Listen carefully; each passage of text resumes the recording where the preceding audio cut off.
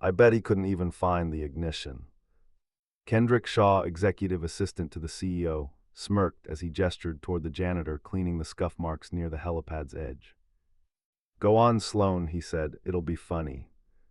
Sloan Davenport, CEO of Davenport Industries, allowed a rare, amused smile to cross her lips.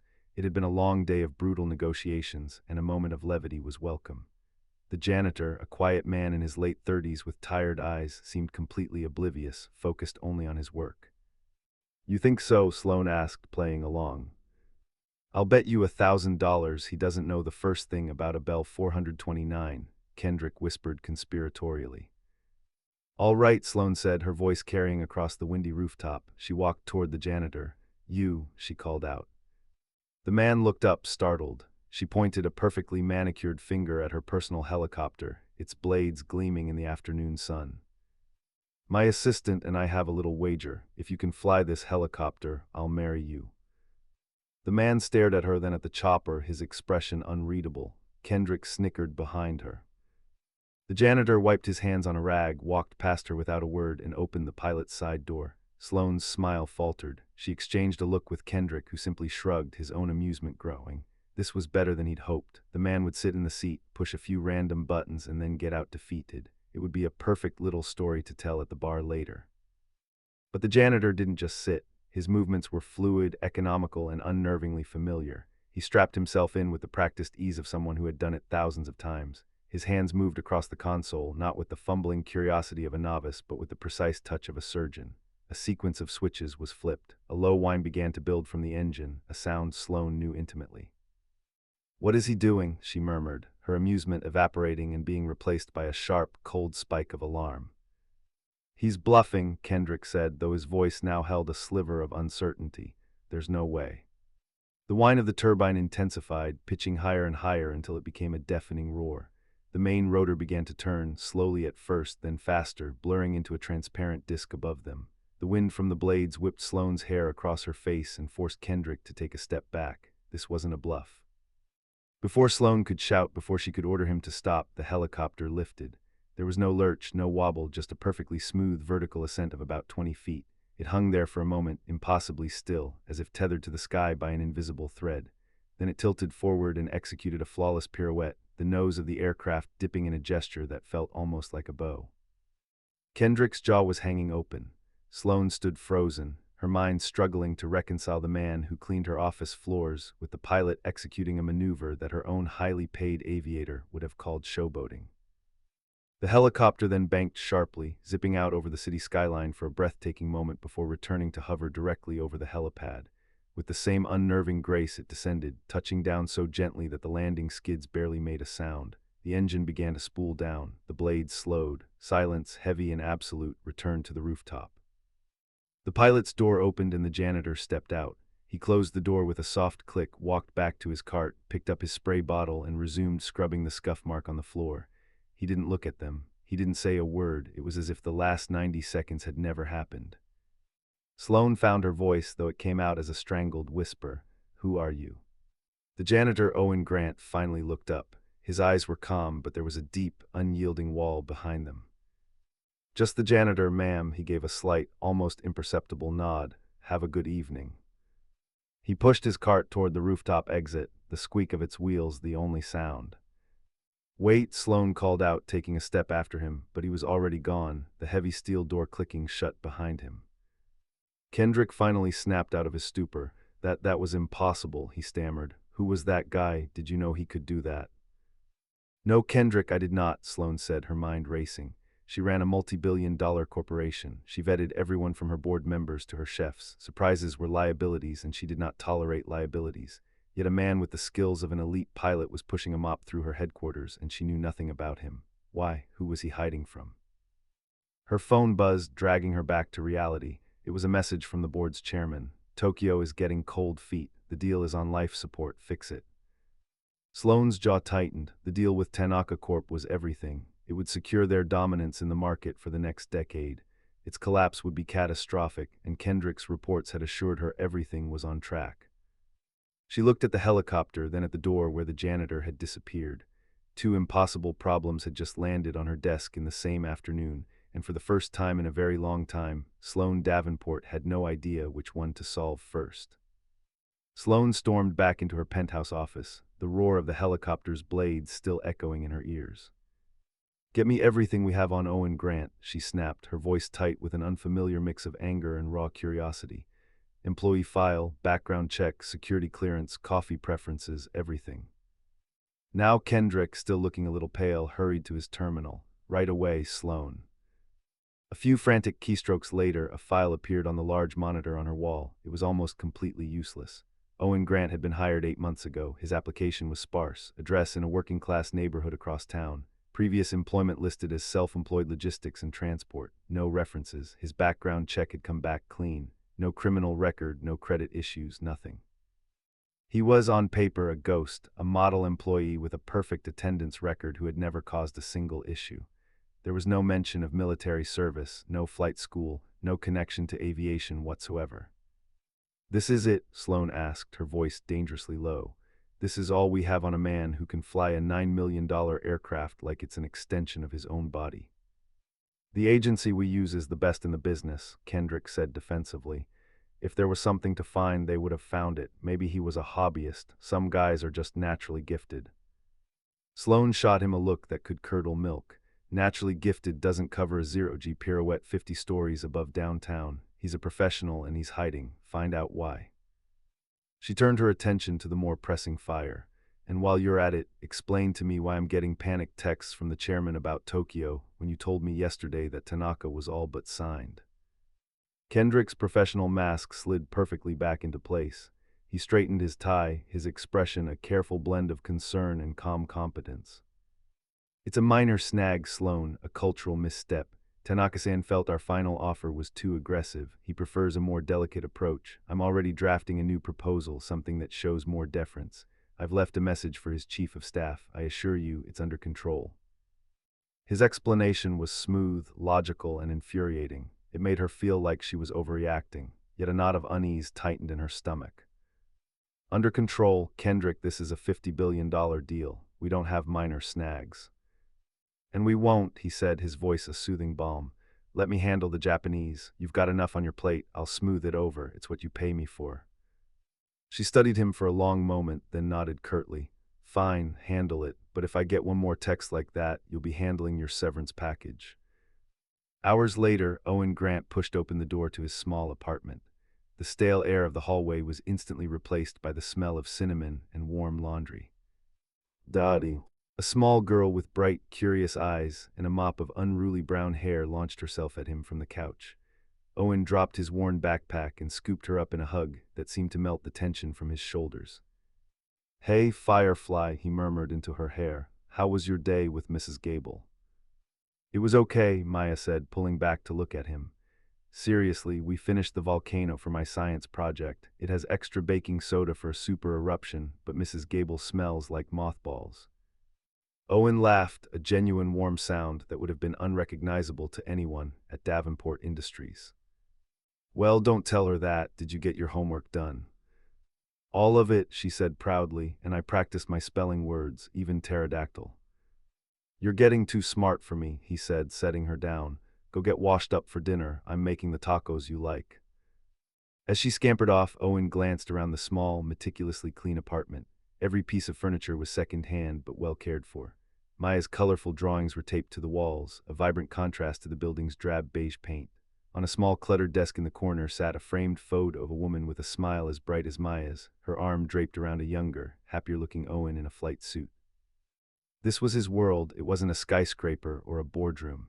It was a 2-bedroom apartment where the only thing that mattered was keeping his daughter safe, happy, and far away from the life he'd left behind. The rooftop had been a mistake, a stupid, reckless impulse. He had let his guard down for a moment, and now he could only hope the consequences wouldn't follow him home. He had a feeling, however, that a woman like Sloane Davenport didn't just let things go. Back in her sterile, glass-walled office, Sloane stared out at the sprawling city lights, the half-eaten salad on her desk forgotten. She couldn't shake the image of the janitor's hands on the controls, steady, confident, sure. She had built an empire on the ability to read people, to dissect their motivations and weaknesses in a single meeting. But Owen Grant was a locked room with no key. She had Kendrick check on her personal pilot, Gavin. The story was that his son had a sudden severe case of pneumonia and had been rushed to the hospital. It was plausible, but the timing felt too convenient, another piece of a puzzle she couldn't see. Frustrated, she packed her briefcase and headed for the private elevator.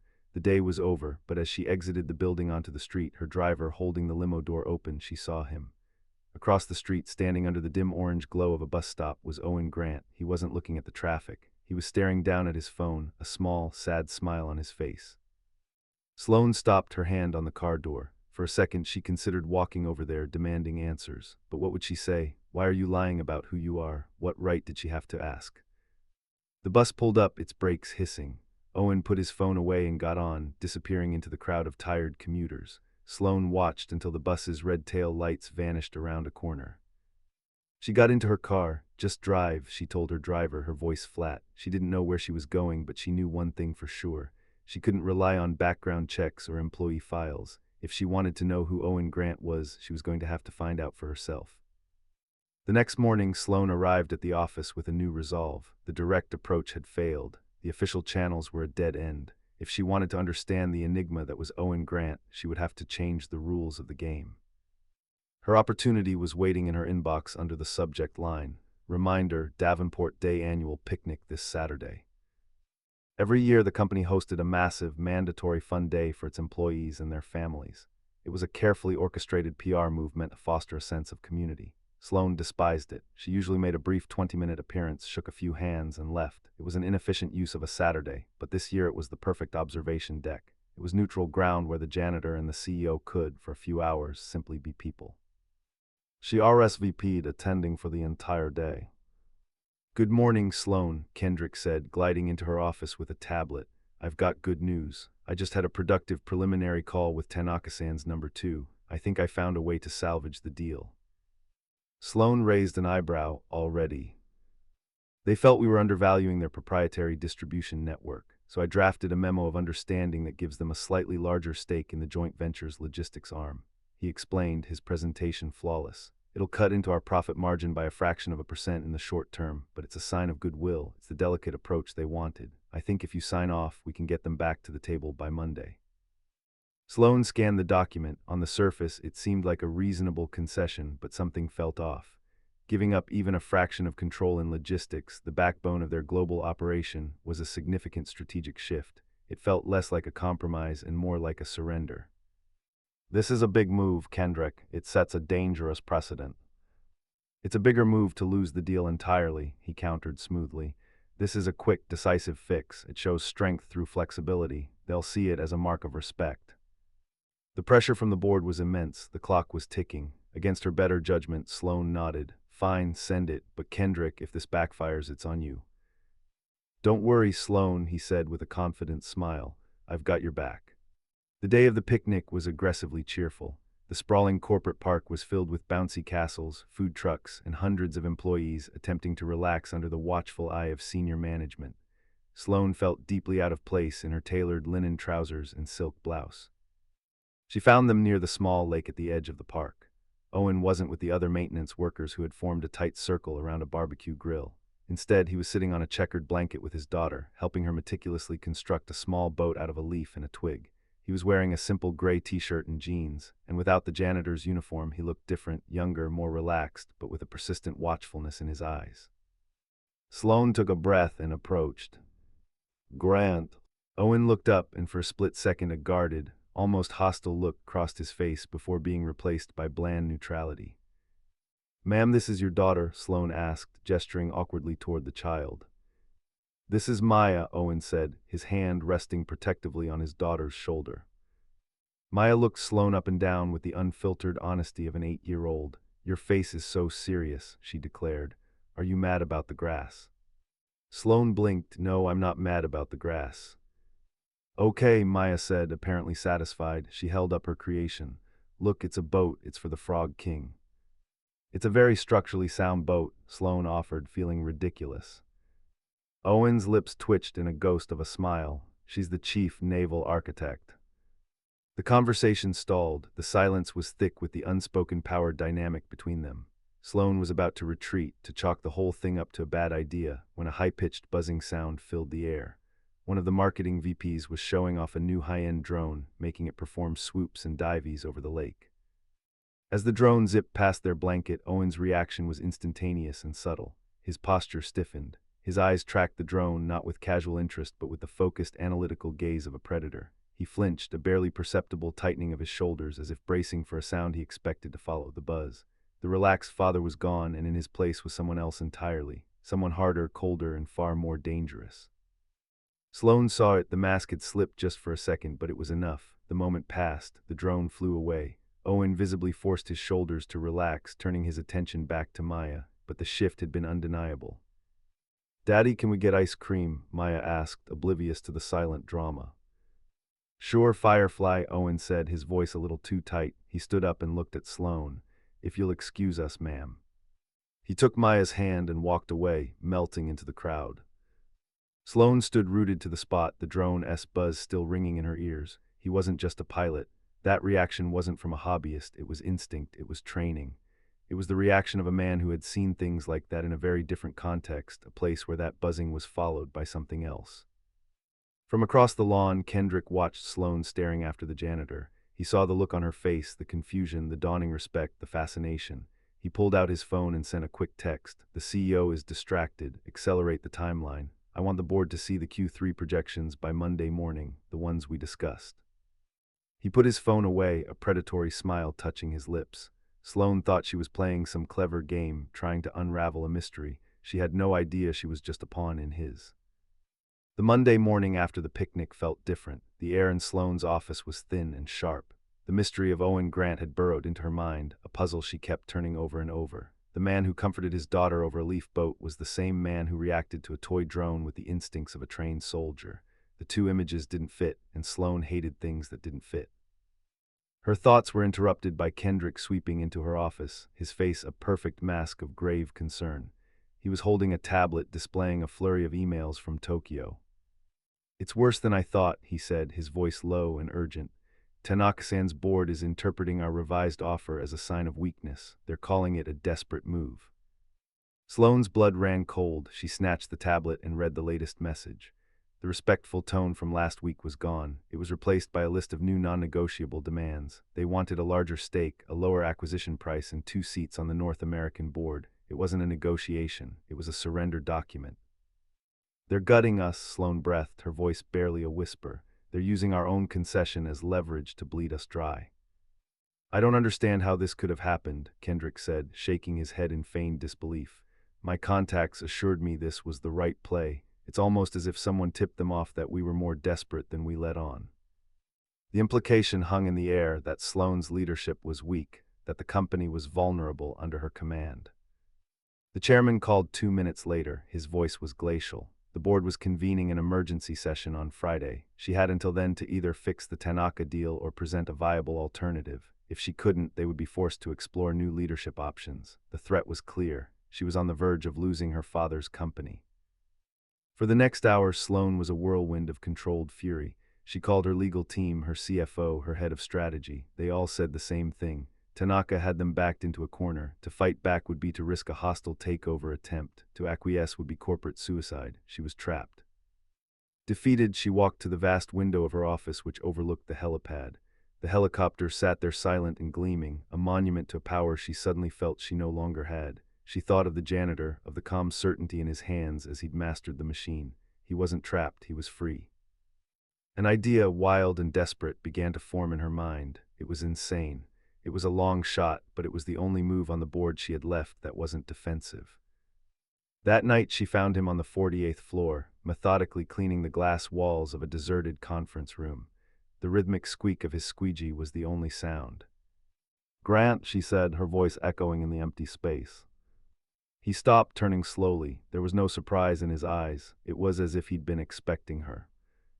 "Ma'am, I'm not here to talk about your job," she said, getting straight to the point. "I'm here to talk about your other one." His expression didn't change. "I only have one job." "Stop it," she snapped, her patience gone.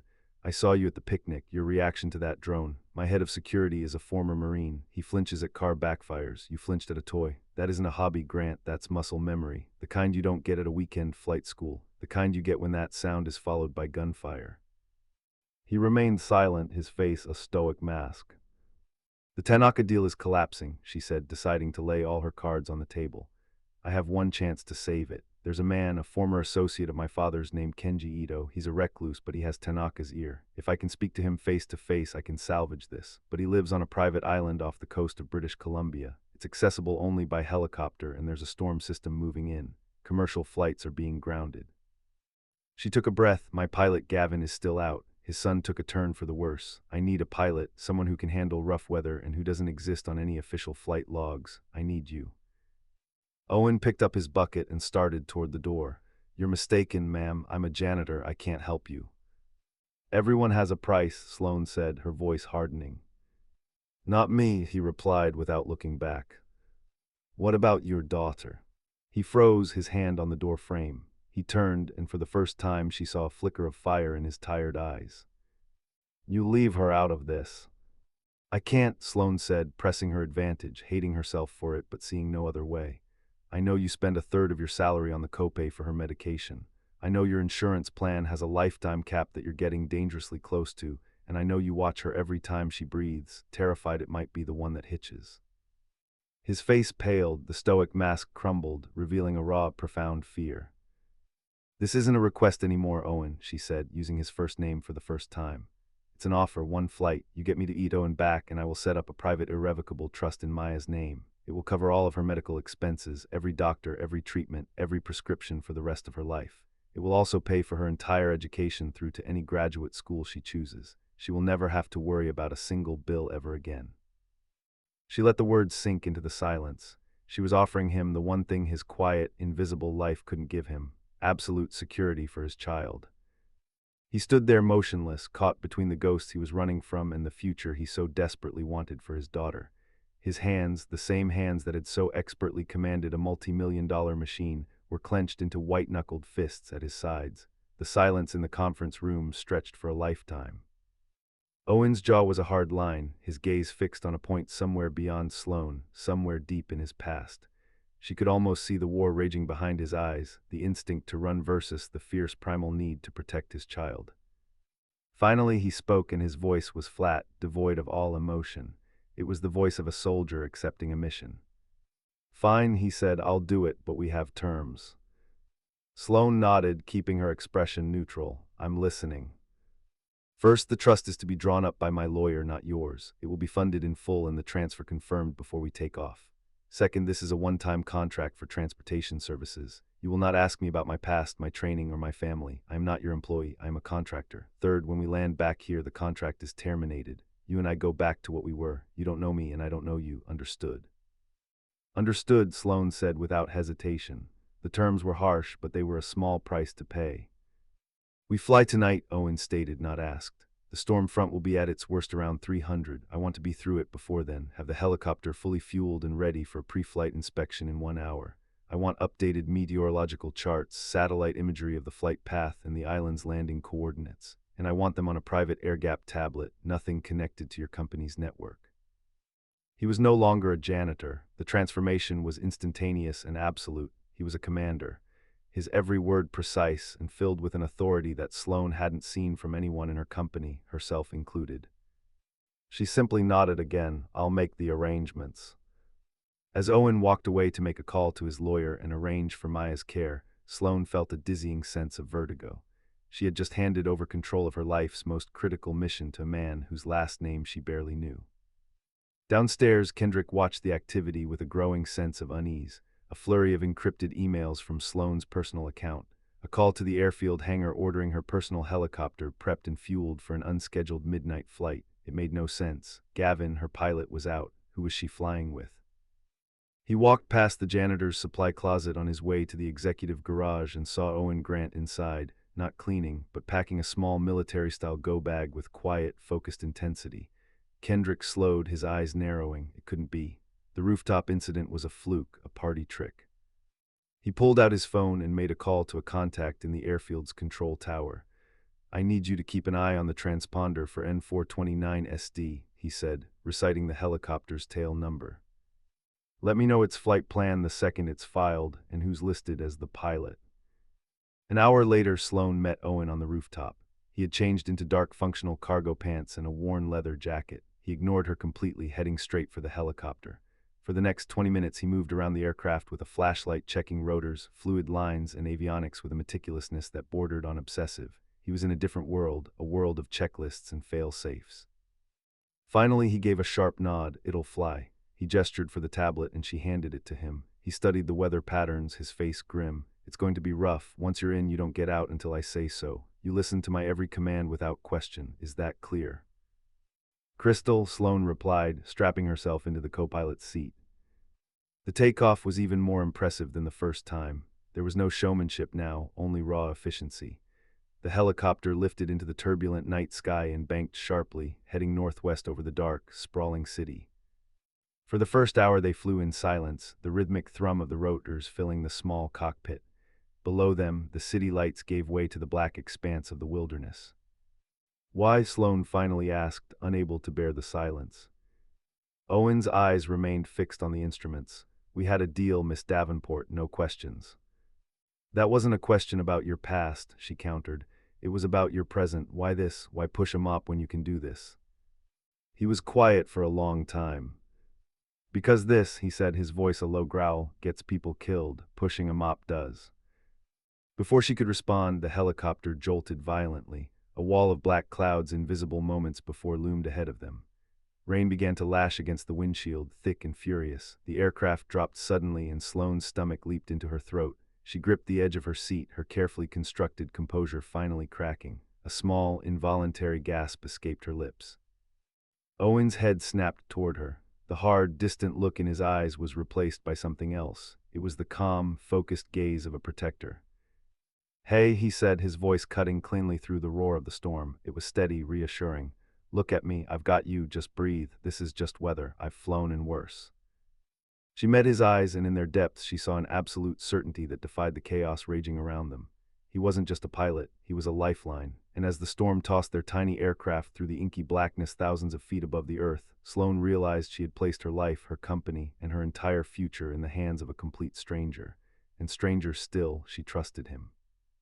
The helicopter bucked and dropped, a sickening lurch that felt like free fall. Alarms blared in the cockpit, a high-pitched symphony of disaster. Sloane's knuckles were white where she gripped her seat.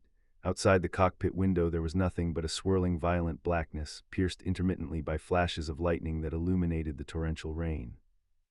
"Crosswinds are hitting 80 knots, Owen's voice was tense but impossibly calm, cutting through the chaos. "It's trying to push us into the mountainside. I have to take us down, find a layer of stable air." He pushed the cyclic forward, a controlled dive that felt anything but. The rain hammered against the glass and the wind howled like a living thing.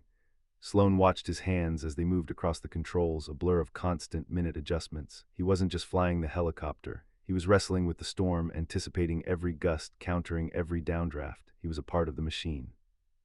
"There," he said, his eyes darting between the instruments and the void outside. "Below the sheer, hold on." He brought the helicopter into a sharp banking turn that pressed Sloane deep into her seat. For a terrifying moment they were flying sideways before Owen leveled out. The violent shaking lessened. The alarms fell silent. While the storm still raged around them, the air here was smoother, the aircraft stable. They had punched through the worst of it. Sloane let out a breath she hadn't realized she was holding. Her heart was hammering against her ribs. "How did you do that?" "I fly the plane," he said, his focus still absolute, "not the weather." 20 minutes later, a small flickering light appeared through the rain, a remote island, rugged and battered by the sea. Owen circled it once, his eyes scanning the terrain before beginning his descent toward a small, windswept landing pad carved out of the rock. He set the helicopter down with a final gentle bump. The moment the engine spooled down, the cockpit was plunged into a profound silence, broken only by the sound of the wind and rain. "We're here," Owen said, his voice flat again, the pilot receding, the contractor returning. An old man in a waterproof coat was waiting for them, holding a powerful lantern. This was Kenji Ito, his face a road map of hard-won wisdom, his eyes sharp and discerning. He led them into a simple, elegant house filled with books and the scent of cedar. He listened to Sloane's pitch for a full hour without saying a word, his hands folded around a cup of steaming tea. Sloane was brilliant. She laid out the data, the projections, the mutual benefits of a restructured deal with Tanaka. It was a masterful corporate argument, and it was failing. "You speak of profits and margins, Miss Davenport," Ito said when she had finished, his voice a low rumble. These are temporary things. My friend Tanaka values loyalty. He believes you have shown none. He believes your company has lost its spirit, its soul. Your numbers will not convince him. Sloane's face fell. She had come all this way for nothing. Desperation clawed at her. Ito's gaze shifted from her to Owen, who had been standing silently by the door, a stoic shadow. "And you," Ito asked, his voice sharp, "you are her pilot, you flew through this storm." Owen simply nodded, "Yes, sir." "You must have great faith in her plan to risk your life for it," Ito observed. Owen's jaw tightened. He glanced at Sloane, then back at the old man. He knew he was supposed to stay silent, that this was not his business. But Sloane's face, pale and defeated, stirred something in him. He thought of Maya, of the promise of her future. He had a debt to pay. "Sir," Owen said, his voice quiet but firm, "I don't know anything about her plan, but I've been in situations where the plan falls apart in the first 5 minutes. When that happens, you don't trust the plan. You trust the person flying next to you." The room fell silent. Ito stared at Owen, a long appraising look. He saw the janitor, the pilot, and the soldier all in one. He saw a man who understood things that couldn't be quantified on a spreadsheet. He then looked at Sloane, truly looked at her, and saw not just a ruthless CEO, but a leader who had inspired that kind of trust in the man she'd hired. A slow smile spread across Ito's face. "I see," he said. He reached for an old rotary phone. "I will make the call." Back at Davenport Industries, Kendrick Shaw paced his office like a caged wolf. His contact at the airfield had confirmed the impossible. The flight plan was filed under a shell corp and the pilot was listed as a John Doe, but the man who boarded the helicopter with Sloane was the janitor. Sloane's reckless gamble might actually pay off. Kendrick couldn't let that happen. His own carefully laid plans were about to come to fruition. He picked up his phone. "It's me," he said to the person on the other end. "She's gone rogue, an unsanctioned, off-the-books trip. We can't wait until Friday. Frame it as a mental health crisis, a breakdown from the pressure. Leak the flight details to the board. I want an emergency vote called for 8:00 a.m. tomorrow. It's time to remove her." Relief washed over Sloane in a dizzying wave as they lifted off from the island. Ito had made the call. Tanaka had agreed to stand down and reopen honest negotiations. She had done it. She had saved the company. "Thank you, Owen," she said, her voice filled with a genuine gratitude that surprised even her. "I couldn't have." Her phone buzzed, vibrating against the console. A single automated email had pushed through the satellite connection. She opened it. "Subject: mandatory emergency board meeting." Her blood turned to ice. She read the first line of the attached memo drafted by the board's vice chairman. "In light of CEO Sloane Davenport's erratic behavior and unauthorized use of company assets for a high-risk, unsanctioned journey." Kendrick, while she was fighting for the company's life, he had been moving in for the kill. "How fast can this thing go?" she asked, her voice trembling with a new kind of fear. Owen glanced at the message, then at the fuel gauge and the storm clouds still churning behind them. "Not fast enough," he said, his voice grim. "They're not just trying to fire you, they're ambushing you."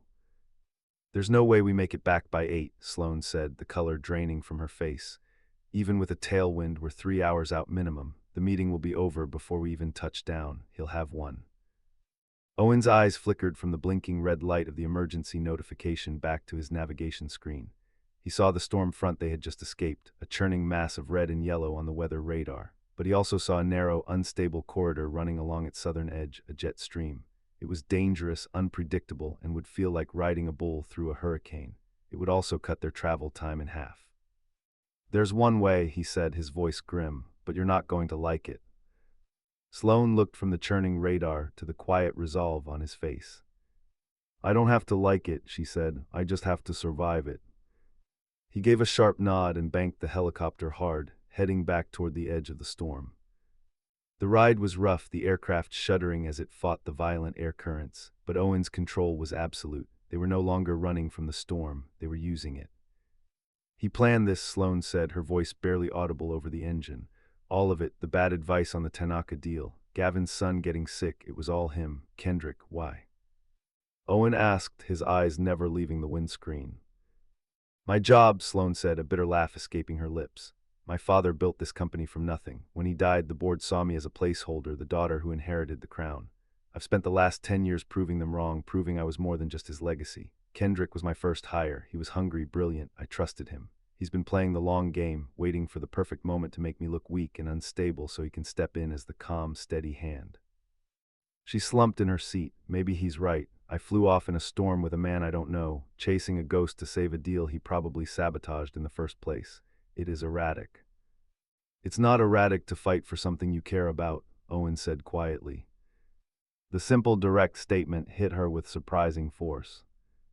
Is that why you did it? She asked. Why you walked away from all this, because you cared too much? Owen was silent for a long time, the helicopter hurtling through the dark. My wife Sarah, he began, she was an Air Force pararescue woman, so was I. We met on a training mission. She was smarter, faster, and braver than anyone in our unit. We were a team in the air and on the ground. He took a slow, deep breath. On our last deployment, we were on a rescue mission. A helicopter carrying medical supplies had gone down in a hostile valley. Simple mission, get in, secure the assets, get out, but the intelligence was bad. The valley wasn't empty. We followed protocol to the letter. We did everything right, and it didn't matter. We lost 2 medics and Sarah. She was hit pulling the last man onto our chopper. She died before we even cleared the ridge. The cockpit was silent save for the roar of the wind. I held her hand, Owen whispered, his voice thick with a memory that would never fade. And I realized that all the training, all the protocols, all the skill in the world, it doesn't matter. You can do everything right and still lose. The system I dedicated my life to, the one I believed in, it couldn't protect the one person I couldn't live without, so I left. I took our daughter Maya and I disappeared. I took a job where the only thing at stake was a clean floor, because a clean floor never leaves a hole in your life. Sloane felt tears welling in her eyes for him, for his wife, for the hollowed-out pain in his voice. Before she could find the words to respond, her tablet pinged a weak signal. It's one of the board members, an old ally of my father S., she said, her voice urgent. He's asking for proof of Kendrick's sabotage, but I can't get a stable connection to the company server to pull the data logs. The signal is too weak to punch through the storm clutter. Owen said, his pilot brain taking over again. Angle the tablet toward that comm satellite, he said, pointing to a specific spot in the sky. It's a long shot, but we might be able to bounce a signal. As Sloane angled the device, Owen leaned over to get a better look at the screen. A file directory was struggling to load. Most of it was timing out, but one folder name caught his eye. K Archive Anchor. What's that? He asked, pointing. It's Kendrick's encrypted archive, Sloane said. He told me it was for redundant backups of sensitive project files. Standard procedure. It's not standard procedure to run a triple-layer AES encryption protocol on a backup folder, Owen said, his eyes narrowed. And that port he's using, it's a ghost port. It's designed to be invisible to network security sweeps. That's not a backup folder, Miss Davenport. That's a digital dead drop. He's been running a shadow network inside your own system. Sloane stared at him. Can you prove it? Not from here, Owen said, but I know what it looks like. We found the weapon. We just need to find the bullets. The sun was just beginning to stain the eastern horizon a pale, bruised purple as the city skyline came into view. They were going to make it back in time, but time wasn't the problem anymore. It doesn't matter, Sloane said, the fight draining out of her. We'll walk into that boardroom, I'll accuse him, he'll deny it, and the board will see a desperate, paranoid CEO making wild accusations. He's got them completely snowed, we have no proof. Owen's gaze was fixed on the Davenport Tower, the tallest building in the city, its helipad waiting for them. The soldier, the strategist who had lain dormant for 8 years, was now wide awake. You're right, he said, his voice now cold and sharp as forged steel. The boardroom isn't the battlefield, it's the target. We're not going to walk in there and defend ourselves. We're going on the attack. The helicopter's skids touched down on the helipad with less than 10 minutes to spare before the 8:00 a.m. meeting. The moment the rotor spun down, Owen was unstrapped and moving. He was no longer the janitor, the pilot, or the grieving widower. He was the soldier he had been trained to be, and Sloane's corporate tower was his new battlefield. They're expecting you to be defensive, he said, his voice clipped and precise as he helped Sloane out of the cockpit. They're expecting you to walk in there cornered and emotional. You're going to give them exactly what they want. Sloane stared at him, bewildered. I'm going to go in there and lose, that's your plan. You're going to go in there and stall, he corrected. Argue, get angry, question their numbers, accuse Kendrick of being ambitious. Do whatever you have to do to keep them all in that room focused on you. You're the bait, can you do that? Sloane's back straightened, a flicker of her old formidable self returned. I can do that. Good, Owen said, while you're keeping them busy, I need 2 things from you. Your master key card and your admin-level network password. I need unrestricted access to the building and the system. Without hesitation, she pulled the key card from her neck and handed it to him. reciting a complex 16-digit alphanumeric password from memory. There was no fear in her eyes, only absolute trust. "What are you going to do?" she asked. "Kendrick built himself a hiding place in your network," Owen said, his eyes already scanning the building's layout. "I'm going to make him burn it down himself." He turned and disappeared down the rooftop stairwell, just as the boardroom doors opened to admit the somber-faced board members. Sloane took a deep, steadying breath, smoothed her jacket, and walked into her own ambush. The atmosphere in the room was arctic. Kendrick sat to the right of the vice chairman, looking the part of the concerned, reluctant heir apparent. Sloane, the vice chairman, a stern man named Arthur, began without preamble. "We've called this meeting due to a series of deeply troubling events. Your handling of the Tanaka deal has been, to put it mildly, a disaster. And now we have this unauthorized excursion. It suggests an instability in your leadership." Kendrick presented his case with practiced perfection. He displayed emails Sloane had supposedly ignored, profit projections that were subtly doctored to look catastrophic, and the flight logs from her rogue trip. "I am as loyal to Sloane as anyone," he said, his voice dripping with false sincerity. "But my first loyalty must be to this company, and I am worried. Her behavior has become erratic. I fear she is no longer fit to lead." Sloane fought back just as Owen had instructed. She tore into Kendrick's numbers. She questioned his timeline. She accused him of being a backstabbing opportunist. It was a spectacular display of defiance, and it was buying Owen precious time. 2 floors below, Owen slid Sloane's key card through the server room's security scanner. The light flashed green. He slipped inside the cold, humming heart of the company. He found an open terminal, and his fingers began to fly across the keyboard, the muscle memory of a forgotten lifetime coming back to him in a flood. He wasn't trying to break Kendrick's triple-layer encryption. He didn't have the time. He was going after the ghost port itself. He located the hidden pathway and wrote a simple malicious script. It was designed to create a recursive loop, routing a sliver of all outgoing network traffic back through Kendrick's hidden archive. It was a digital bottleneck. In minutes, the entire system would grind to a halt, and every diagnostic would point to the encrypted folder as the source of the chaos. Back in the boardroom, Sloane was mid-sentence when the main presentation screen behind her flickered and went red. A massive alert box appeared. "Network integrity failure, critical." Every laptop and tablet in the room flashed the same warning. Alarms began to chime. "What in God's name is happening?" Arthur demanded, rising from his seat. Kendrick stared at the screen, his smug confidence instantly vanishing. A secondary alert appeared, this one containing a line of diagnostic code: "Source of instability, partition K archive anchor."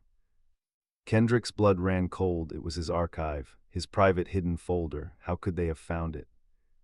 Panic seized him. If they performed a deep diagnostic on that partition to fix the crash, they would find everything.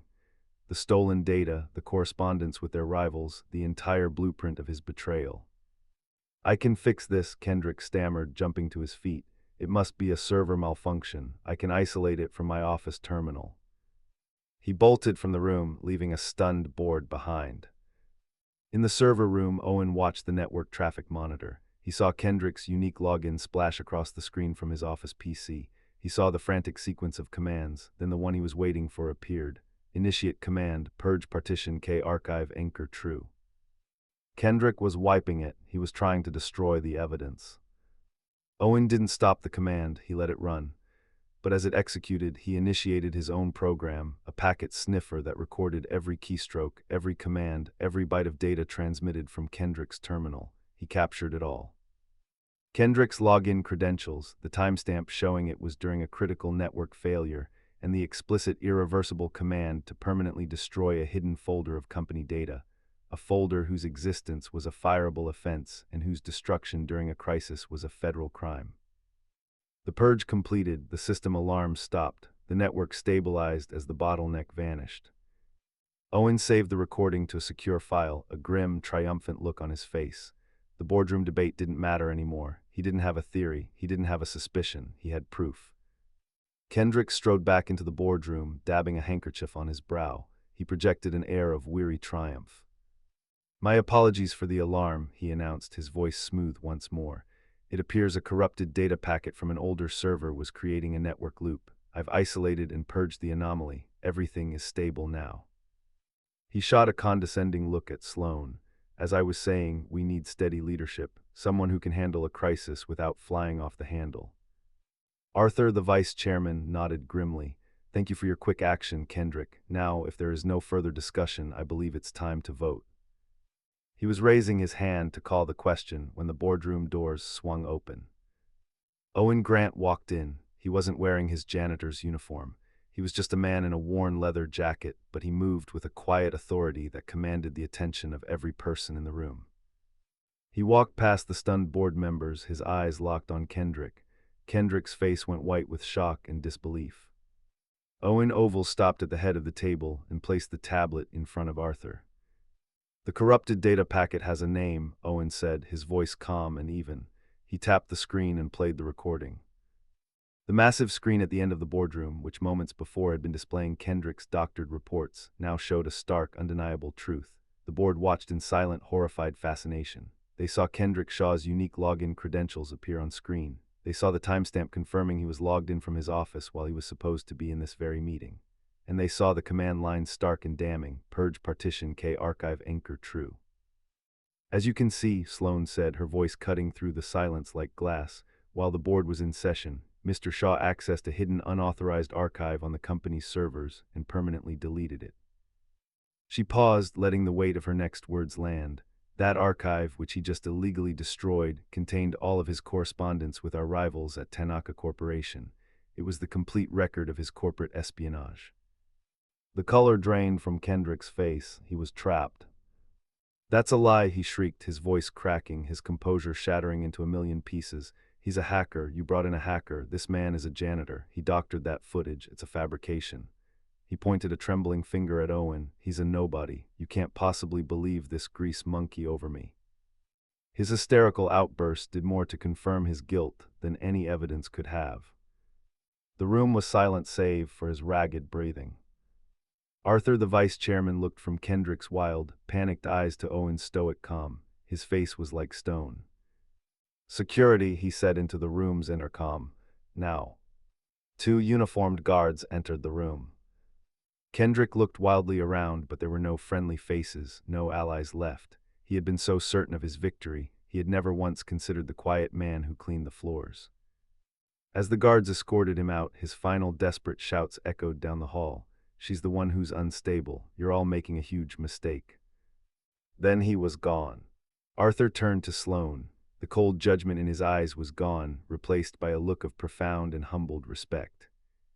Sloan, he said, his voice soft, on behalf of this board, I offer you our deepest, most sincere apologies. We were wrong. Thank you, Arthur, Sloan said simply. The vice chairman then looked at Owen, who had remained silent throughout the ordeal. And you, Mr. Grant, is it? We owe you a debt of gratitude that I'm not sure this company can ever truly repay. I was just taking out the trash, Owen replied, his expression unreadable. After the other board members had filed out, offering their own quiet apologies to Sloan, she and Owen were left alone in the vast, silent room. The morning sun streamed through the floor-to-ceiling windows, illuminating the dust motes dancing in the air. The crisis was over. They had won. Sloan looked at him, really looked at him, not as a pilot or a soldier or a janitor, but as the man who had walked through the fire with her. So, she said, a small, tired smile playing on her lips. What now, contractor? Owen allowed the ghost of a smile to touch his own face. It was the first one she had ever really seen. I think my contract is terminated, ma'am. Sloan, she corrected him softly. My name is Sloan. Owen, he replied. The titles and barriers that had separated them were gone, burned away in the chaos of the last 24 hours. All that was left were 2 people standing in the quiet aftermath of a battle they had won together, with the unspoken question of what came next hanging between them. A week after the boardroom showdown, a quiet hum of efficiency had returned to Davenport Industries.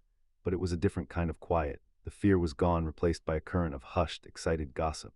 The story of the janitor who saved the company had spread like wildfire, morphing into a modern-day legend. Kendrick was gone, facing a mountain of federal charges, and the Tanaka deal, now being renegotiated on fair terms, was a testament to Sloan's renewed, decisive leadership.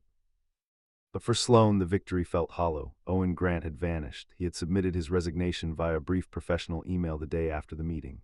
His final paycheck was never picked up. He hadn't answered the single text she'd sent. A simple, "Are you okay?" He had honored his side of the bargain to the letter. The contract was terminated. They were strangers again, and his absence had left a glaring, inexplicable hole in her world. She found herself looking for him in the hallways, listening for the squeak of his cart. Her building, felt sterile again, a place of glass and steel without a soul. She had won back her company, but she'd lost the one person who had made her feel like a part of it. Finally, she understood. The problem wasn't just Kendrick. The problem was a culture she had created, a place so focused on the view from the top that it had forgotten the foundation it was built on. She called a company-wide town hall. Standing before her thousands of employees, she wasn't the ruthless, detached CEO they were used to. Her voice was different, softer, stronger. For the last 10 years, I've measured the success of this company by its stock price and its market share, she began. I was wrong. A company is not its balance sheet. A company is its people. She told them about a man who worked for them. A man with extraordinary skills who pushed a broom because no one had ever bothered to look past his uniform. How many more of you are there? She asked, her gaze sweeping across the crowd. How many artists, engineers, pilots, and poets are in this room right now? Your talent's hidden because we never thought to ask. That ends today. She announced the creation of a new division, the Department of Human Potential. Its sole purpose was to find and nurture the skills of every employee, to provide education, training, and opportunities for advancement. It was a promise that at Davenport Industries, no one would ever be invisible again. There was only one person in the world who could run it. She found him on a Saturday in a small park a dozen blocks from his apartment. He was on his knees in a sandbox, helping Maya put the finishing touches on an elaborate sandcastle. He looked up as she approached, his expression guarded. "Miss Davenport," he said, his voice flat. "Sloan," she corrected softly. "You're a hard man to find, Owen." "I'm not trying to be found." "I know," she said, "but I need your help." She told him about the new department, about her vision for a company that valued its people above all else. She offered him the job to lead it. He stood up, brushing the sand from his jeans, and shook his head. "I'm not a manager, Sloan. I'm nobody." "You're not nobody," she said, her voice fierce. "You're the man who saved this company. You're the man who sees what other people miss. You told me your old job got people killed. I'm offering you a new mission, Owen, a job that brings people to life." He was still shaking his head, the fear of that old world pulling at him. But then Maya, who had been listening with rapt attention, tugged on his sleeve. "Daddy," she said, her voice full of simple, unshakable logic, "you fixed the helicopter and you fixed the sad lady's company. You're good at fixing things." Owen looked down at his daughter's bright, trusting face and then at Sloan, who was watching them with an expression of raw, unguarded hope. He realized Maya was right. Maybe a mission didn't have to involve a flight suit and an enemy. Maybe sometimes a mission was about building things up instead of tearing them down. A slow smile, the first truly relaxed smile she had ever seen from him, spread across his face. "Okay," he said, "okay, I'll do it." 6 months later, the rooftop of the Davenport Tower was quiet.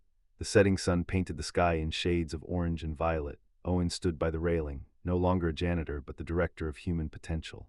His department had become the company's most celebrated success, having already promoted a dozen employees from within, including a former mailroom clerk who was now a rising star in the graphic design department. Sloan came to stand beside him. Maya was with them, her hand holding one of each of theirs. They were a comfortable, familiar trio. "It's beautiful up here," Sloan said softly. "It is," Owen agreed. "You know," she said, a playful light in her eyes, "after all this, I think I still owe you something." He looked at her confused. "You don't owe me anything, Sloan." "I think I do," she said, her smile warm and genuine. "I'm pretty sure I said if you could fly this helicopter, I'd marry you." Owen laughed, a real deep laugh that echoed across the rooftop. He squeezed her hand, his eyes meeting hers. The bet, which had started as an arrogant joke, had somehow, against all odds, become a promise. And as they stood there watching the city lights begin to twinkle on below, they both knew it was a promise they intended to keep. Because in the end, they had both been rescued. The pilot who had forgotten how to fly and the CEO who had forgotten how to live had found in each other the one thing they'd both been missing, a safe place to land.